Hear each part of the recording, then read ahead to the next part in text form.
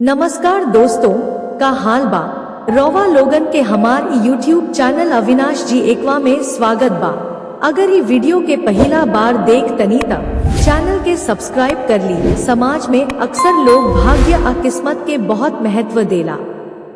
कई बेर जब आदमी के मेहनत के बावजूद सफलता ना मिले त लोग कहे लागेला कि जे भाग्य में लिखल बा बस उहे मिली।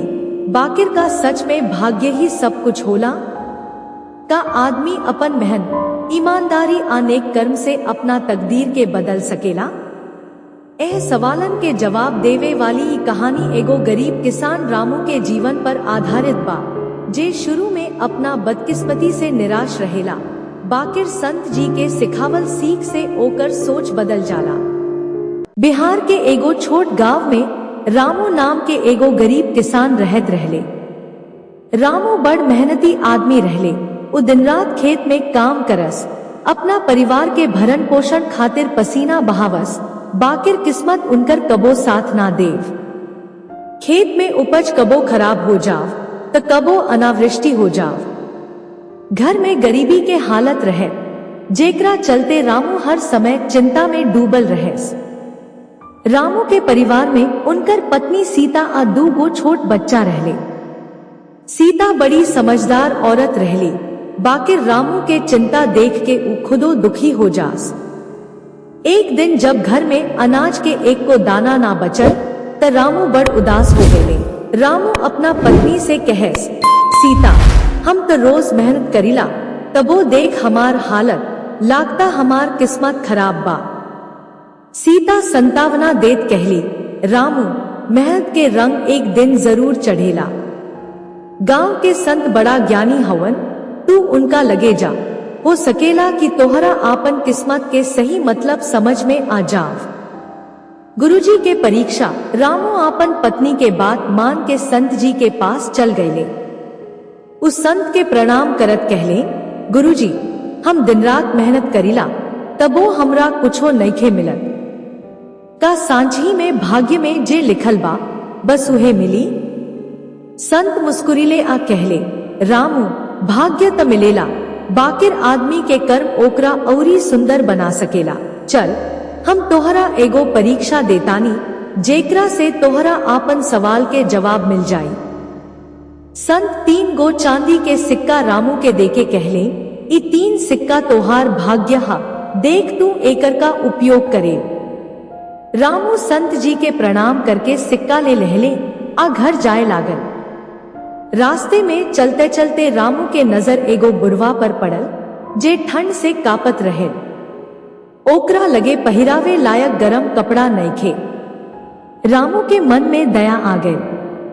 वो अपना जेब में हाथ डाल के एगो चांदी के सिक्का निकाल के बुढ़वा के दे दहलस। बाबा ई लेल, गरम कपड़ा खरीद ले। बुढ़वा आशीर्वाद देत कहलक, बेटा भगवान तोहार भला करस।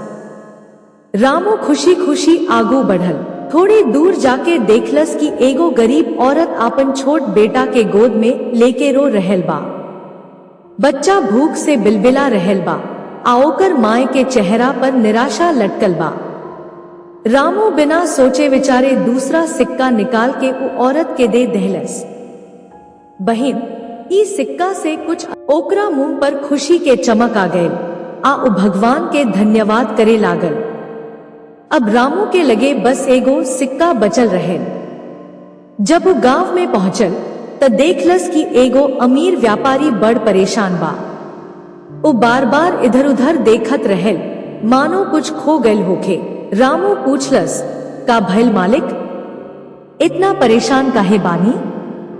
व्यापारी कहलस, हम आपन कीमती गहना के पोटली कहीं गिरा देले बानी, अगर उना मिलल त हम बर्बाद हो जाए।